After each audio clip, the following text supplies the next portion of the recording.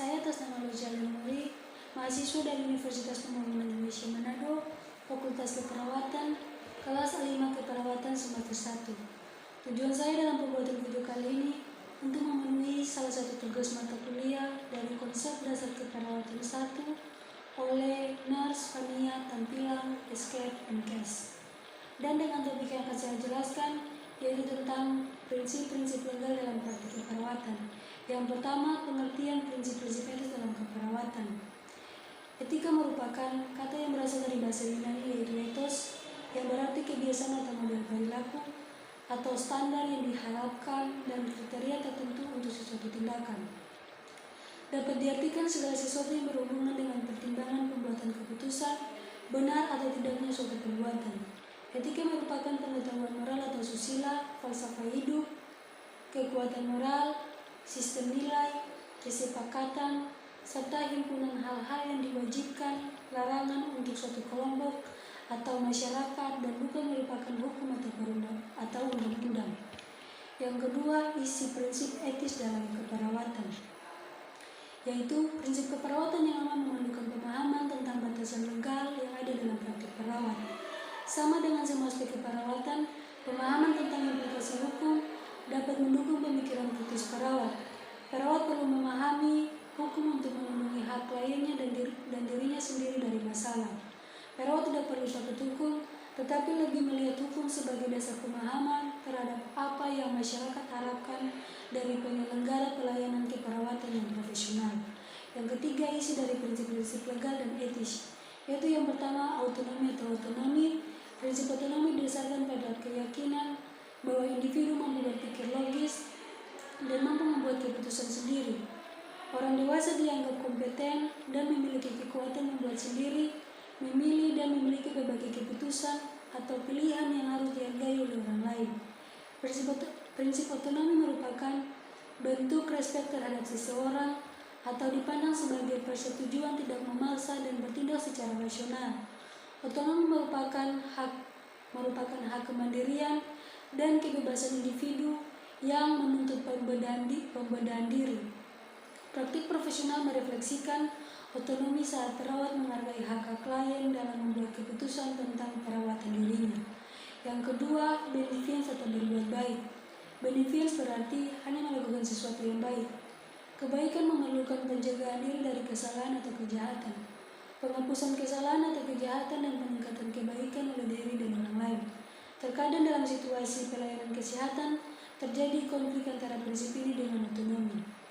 Yang ketiga, justice atau keadilan, yang berarti prinsip keadilan dibutuhkan untuk terpayang sama dan adil terhadap orang lain, yang menjunjung prinsip-prinsip moral, legal, dan kemanusiaan. Nilai yang direfleksikan dalam praktik profesional ketika perawat bekerja untuk terapi yang benar sesuai hukum, standar praktik, dan keyakinan yang benar untuk memperoleh kualitas pelayanan kesehatan. Yang keempat, non-maleficence atau tidak merugikan, yang berarti prinsip ini berarti tidak menimbulkan bahaya atau cedera fisik dan psikologi pada klien. Yang kelima, veracity atau kejujuran. Prinsip ini berarti penuh dengan kebenaran. Nilai diperlukan oleh pemberi pelayanan kesehatan untuk menyampaikan kebenaran pada setiap klien dan untuk meyakinkan bahwa klien sangat mengerti. Prinsip ini berhubungan dengan kemampuan seseorang untuk mengatakan kebenaran. Yang keenam, fidelity atau menepati janji. Prinsip ini dibutuhkan individu untuk menghargai janji dan komitmennya terhadap orang lain. Perawat setia pada komitmennya dan menepati janji serta menyimpan rahasia pasien. Yang ketujuh, confidentiality atau kerahasiaan. Aturan dalam prinsip kerahasiaan adalah informasi tentang klien harus dijaga privasi klien. Segala sesuatu yang terdapat dalam dokumen catatan kesehatan klien hanya boleh dibaca dalam rangka pengobatan klien. Yang kedelapan, accountability atau akuntabilitas, yang berarti akuntabilitas merupakan standar yang pasti bahwa tindakan seorang profesional dapat dinilai dalam situasi yang tidak jelas atau tanpa terkecuali. Yang kesembilan, informant consent. Informant consent terdiri dari dua kata yaitu informant yang berarti telah mendapat penjelasan atau keterangan atau informasi dan consent yang berarti persetujuan atau memberi izin. Jadi instrumen konsep mengandung pengertian, yaitu suatu persetujuan yang diberikan setelah mendapat informasi. Dengan demikian, informasi konsep dapat didefinisikan sebagai persetujuan yang diberikan oleh pasien dan atau keluarganya atas dasar penjelasan mengenai tindakan medis yang akan dilakukan terhadap dirinya serta risiko yang berkaitan dengannya. Nah, guys, itu merupakan prinsip-prinsip legal dalam praktik keperawatan, dan pada saat ini saya akan menjelaskan tentang kampus Universitas Pembangunan Indonesia Manado. Selamat datang di Universitas Pembangunan Indonesia Manado yang terletak dekat dengan kawasan bisnis Bahu Mall Manado. Tempatnya di Kelurahan Bahu, lingkungan 3 Manado, sangat strategis di pusat kota Manado.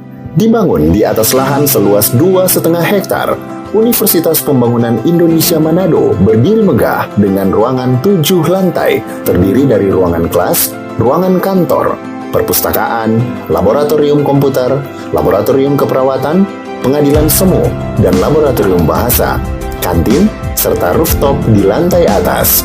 Universitas Pembangunan Indonesia Manado memiliki 6 fakultas dengan program studi, yaitu Fakultas Pertanian, Prodi Agribisnis, Fakultas Hukum, Prodi Hukum, Fakultas Teknik, Prodi Teknik Elektro dan Teknik Sipil, Fakultas Ilmu Sosial Ilmu Politik, Prodi Ilmu Politik, Fakultas Sastra, Prodi Sastra Inggris, Fakultas Keperawatan, Prodi Ilmu Keperawatan dan Profesi Nurse.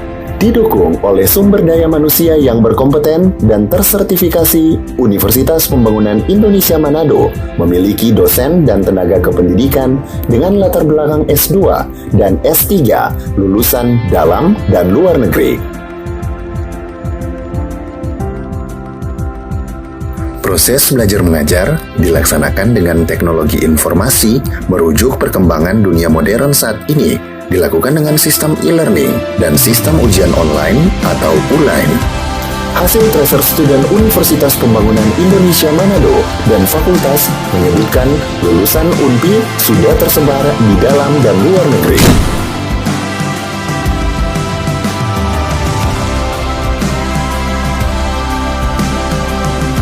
Selamat bergabung putra-putri terbaik bangsa. Kembangkan dirimu, raih cita-citamu setinggi bintang di langit. Kami siap menghasilkan generasi terbaik dan pemimpin di masa depan. Bagi teman-teman atau adik-adik yang ingin untuk mengenal lebih jauh tentang UNPI, ayo bergabung bersama kami di UNPI Kampus Jaya dan Merdeka. Terima kasih.